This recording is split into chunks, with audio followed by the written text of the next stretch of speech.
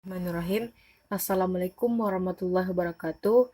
Saya Rani Chania NIM 212050 dari kelompok 6 akan membacakan makalah yang berjudul Makamat dan Ahwal. Baiklah, saya akan membacakan poin pertama, yaitu makamat. Makamat adalah bentuk jamak dari kata makam yang artinya tempat atau kedudukan.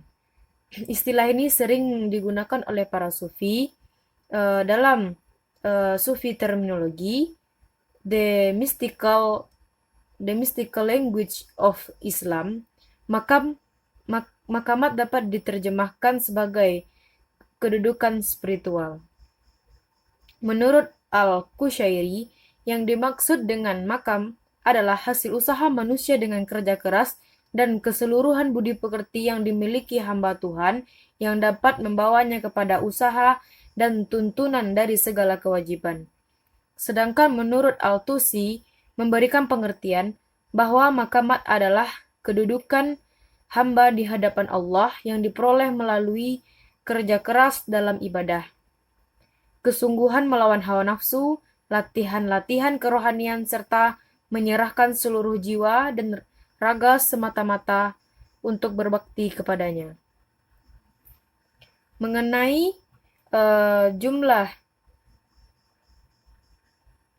beberapa jumlah tangga atau makamat, para ulama sufi memiliki perbedaan pendapat. Menurut Al-Qushairi, ada 7 makam yang jenjangnya adalah taubat, wara, zuhud, tawakal, sabar, dan terakhir rida. Sementara Muhammad Al-Kalazabi mengatakan bahwa makamat itu jumlahnya ada 10, yaitu taubat, zuhud, sabar, fakir, tawadu, takwa, tawakal, rida, dan mahabah dan makrifat. Al-Tusi memiliki format lain, yaitu taubat, wara, zuhud, fakri, sabar, tawakal, dan rida. Sedangkan Al-Ghazali memiliki urutan berikut: taubat, sabar, syukur, raja, khauf, zuhud, mahabah, asyik, unas, dan rida. Namun, dari perbedaan pendapat di atas, ada makamat yang mereka sepakati, yaitu taubat, zuhud, wara, fakir, sabar, tawakal, dan rida. Sedangkan tawadu, mahabah, dan makrifat oleh mereka tidak disepakati sebagai makamat.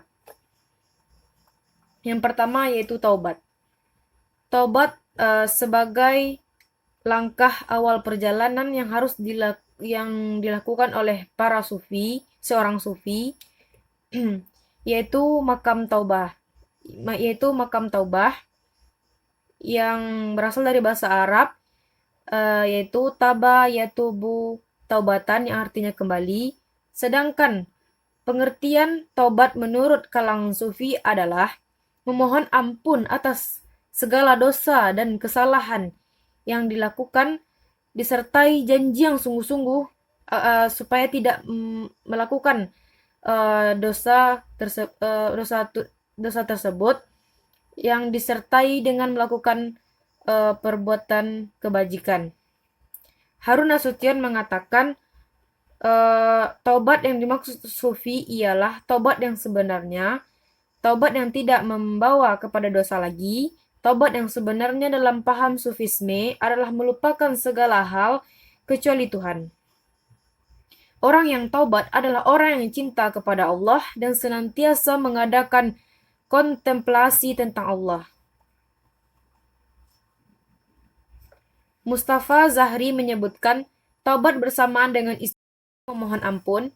Bagi orang yang awam, taubat cukup dengan baca Astaghfirullah wa atubu ilaih sebanyak 70 kali sehari semalam. Sedangkan bagi orang yang kawas, bertaubat dengan melakukan riadah atau latihan dan perjuangan dalam usaha membuka hijab atau tabir yang membatasi diri dengan Tuhan. Dalam Al-Quran sendiri banyak dijumpai ayat-ayat yang menganjurkan manusia untuk bertobat, seperti Quran surat An-Nur ayat 31 yang berbunyi, watubu ilallahi jami'an ayyuhal mu'minuna la'allakum tuflihun, yang artinya, dan bertaubatlah kamu sekalian kepada Allah, hai orang-orang beriman, agar kamu beruntung. Quran Surah An-Nur ayat 31. Dan Quran Surah Ali Imran ayat 135 yang artinya, dan juga orang-orang yang apabila mengerjakan perbuatan keji atau menganiaya diri sendiri, mereka ingat akan Allah, lalu memohon ampun terhadap dosa-dosa mereka. Yang kedua yaitu wara'. Wara' secara harfiah artinya soleh, menjauhkan diri dari perbuatan dosa. Secara harfiah, al-wara' artinya soleh, menjauhkan diri dari perbuatan dosa. Dalam tradisi sufi yang dimaksud dengan wara' adalah meninggalkan sesuatu yang belum jelas hukumnya atau subahat.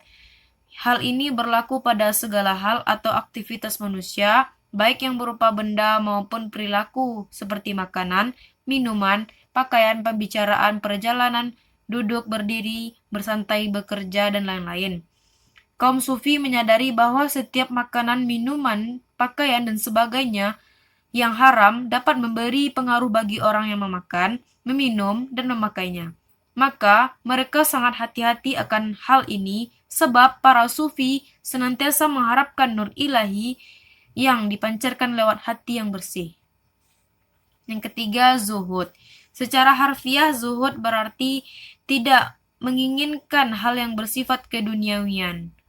Menurut Harun Nasution, zuhud adalah keadaan meninggalkan dunia dan hidup kematerian. Dalam pandangan kaum sufi, dunia dan segala isinya adalah sumber segala kemaksiatan dan kemungkaran yang dapat menjauhkan diri dari Tuhan.